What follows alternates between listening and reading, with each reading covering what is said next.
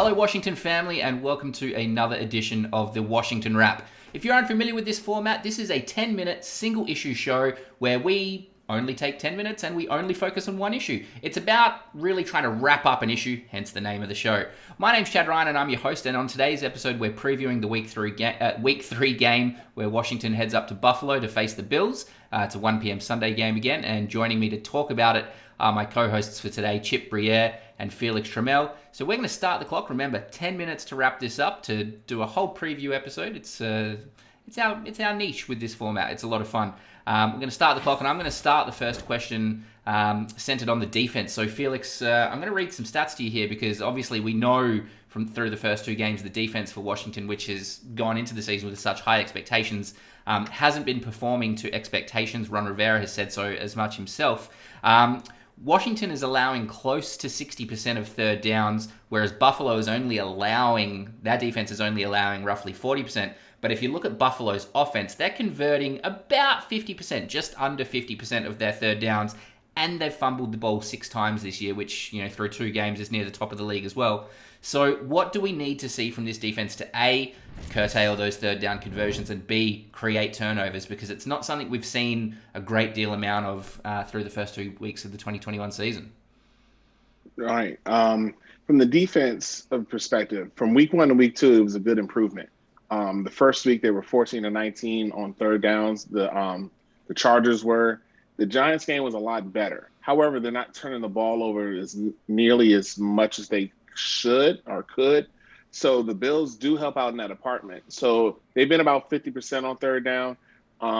If they can get them to 45%, somewhere in that range, the defense has won its battle. Buffalo's going to come with a lot of weapons, but the Lyriad is try to get Josh Allen off his game. If they can do that, they'll be all right. But we haven't been good with quarterbacks who are a little bit mobile, and that Josh Allen does offer some mobility. So I think it's incumbent on Jack Del Rio to take some chances in this game, not just sit back and let the offense dictate how they want to attack us. I think the defense needs to be on the attack on Sunday to give the team the best chance to win. It's a great point. And Chip, looking at the weather forecast, considering the quarterbacks that we have on Washington and on Buffalo, we know we're going to see some mobility outside the pocket because the forecast is for high winds and potentially some rain, which means, quarterbacks are going to be holding onto the ball, going to be scrambling at the best of times. You add Josh Allen, you add Taylor Heinicke, who's got some wheels to that equation. It's going to be interesting to see. I don't know about you, Chip, before I get to my actual question about the defense and containing Josh Allen. Every time Taylor Heinicke leaves the pocket, it's a bit of a no, yes experience for me. He's not a big dude and he's taking some risk, but so far it's working out. But are you having a similar experience? Yeah. We remember watching him in that Bucs game and the legendary play that scored the touchdown, barely touching the pylon. And you thought when he ran the ball against the Giants, we were going to see that, right? But instead, you saw this duality play out in his face of, I should slide. No, I should get the extra yard. And then I almost fumbled it. And so I really think Taylor Heinicke, when he's unhinged and not trying to think too much, is the best kind of Taylor Heinicke that the Washington football team can afford to have on the field. But when it comes to mobility, Josh Allen's the clear favorite in this category.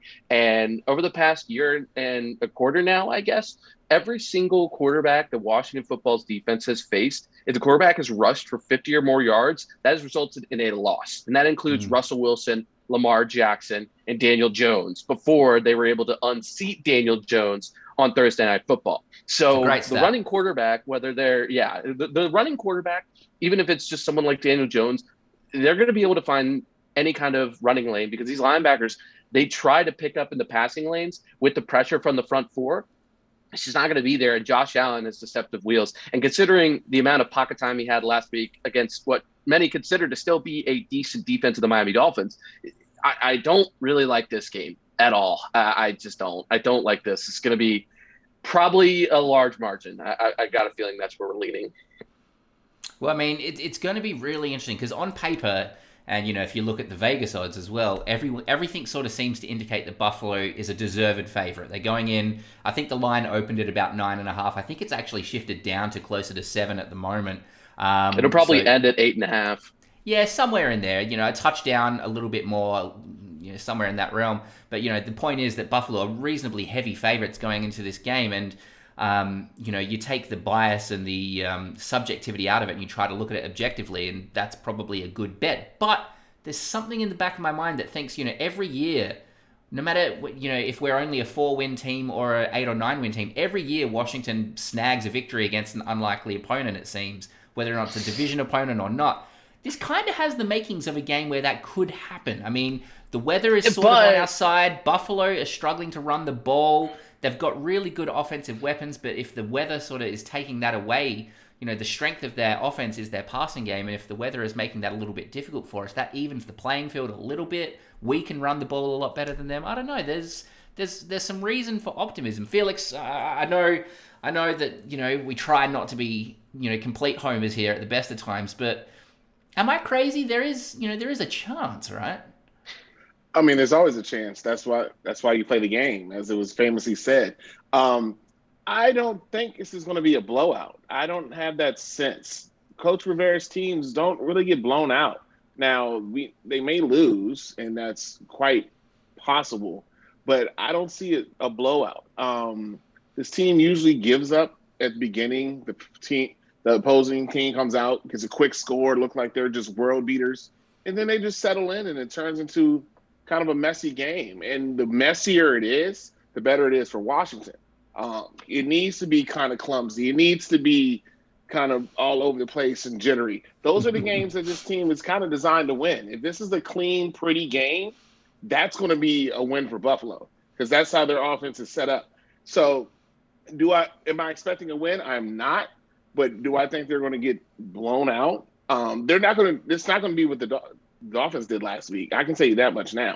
That was pitiful on their part. However, I think that Buffalo does possess more swagger than we do. But that is the time when a team can get beat, when everyone has the expectation. This team is, Washington's just showing up. They kind of have a good defense. They're kind of playing this backup quarterback. Buffalo can come in like that, or Buffalo can come in out the gate hot, and then it's going to be a long afternoon. How you going to do me like that as a Dolphins fan? How you going to do me like that? Come on, man. man. I was going to call you the University of Miami alumni, but yeah, you can take it one further. Man. I mean, that might even there be was worse a than split saying the second. Dolphins. There's a split second that people thought Jacoby Brissett was going to have his Tom Brady game coming in for Tua, and I looked at everyone like they were psychos. Like, that's how bad it is in Miami right now. They're like, Tom Brady's about to come on the field. Jacoby Brissett, calm down. Jacoby Brissett is no Taylor Heineke, I think we can say. There you go. Exactly.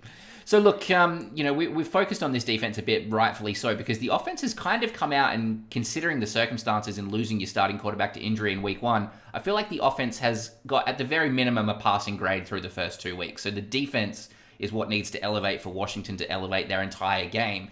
So given that they've been under a bit of pressure this week, are we expecting them to come out and show anything new, or are we just expecting them to, tighten up what should have been working, fewer blown coverages, fewer missed assignments, and come out with a chip on their shoulder and play angry? Like, what are we thinking is going to happen? Chip, I'll throw that one to you to start off with, because we've seen these guys do that, but we've also seen them not do it when you think they're going to.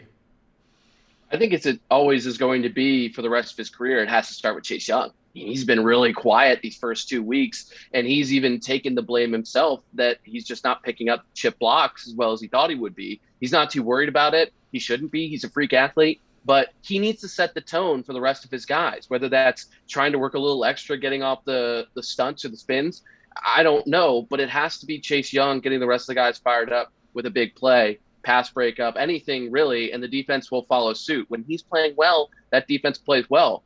But the better defense I think we're going to see, if Chase Young doesn't do that, is Buffalo's defense is slept on. And they had 6 sacks against a terrible Dolphins offensive line. They also had 3 sacks. I think it was 4 against Big Ben. So they're up to like 10 or 9 right now. And they get after it. They've got some dudes at linebacker. And Taylor Heineke's, he's going to have to be on his feet. And that's where I think really the offense needs to shine. Is like Curtis Samuel needs to get back. He needs to give him another option. And they need to get the ball out of Taylor Heineke's hands fast, because these DBs are not as good as Washington's DBs. It's just the fact that they're able to get to the quarterback so well. All right, less than 60 seconds, so we'll do a little bit of a lightning round. Felix, I'll start with you. If Washington are to win this game, whose individual brilliance is it going to be on the back of? Antonio Gibson. He would have to run over 100 yards and multiple touchdowns. If he can do that, Washington has a good chance. Chip, same question to you. Logan Thomas. He's been steady, but he needs to find the end zone. I'm going to go with the rookie Jamin Davis. I was going to go Antonio Gibson because I think you've hit the nail on the head there, Felix. But Jamin Davis, we know he's going to have opportunities to meet Josh Allen in space. We know he's going to have opportunities to shut down this Buffalo running game that hasn't been strong through the first 2 weeks. He's also been talking about how he knows he hasn't got the start to his NFL career that he was hoping to. So I think if anyone on this defense is going to come out with something to prove in week 3 in Buffalo, it's going to be Jamin Davis. So look, that is 10 minutes. Last thing I want to say as we wrap this up is Washington fans and Felix and Chip yourselves, what were you doing in November 1987? Because that was the last time the Washington football team, then the Redskins, beat Buffalo in Buffalo.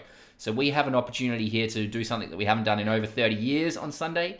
Let's hope that we can shock the NFL, make a statement about the NFC East and the so-called Dallas Cowboys being the favorites in that division. Well, they're not on top of the division at the moment, and hopefully we can solidify our place there at the end of this week. Chip, Felix, always a pleasure talking Washington football with both of you.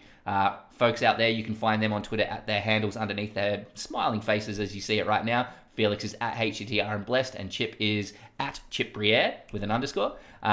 You can find their work, you can find the Washington Wrap everywhere on the internet as well. If you're listening to this as an audio podcast and you want to get it on Spotify, for example, you can do that. You can also find the Washington Wrap on Instagram, YouTube, and Facebook. Yep, that's correct. I thought I had a Bill Belichick moment there with the face tube or the snap book and all that. I need to wrap this up because I'm losing it. Felix, Chip, thank you so much. Everyone out there, thank you for tuning in. Leave us likes, leave us comments, leave us reviews, share the content, and we'll see you after whatever happens on Sunday.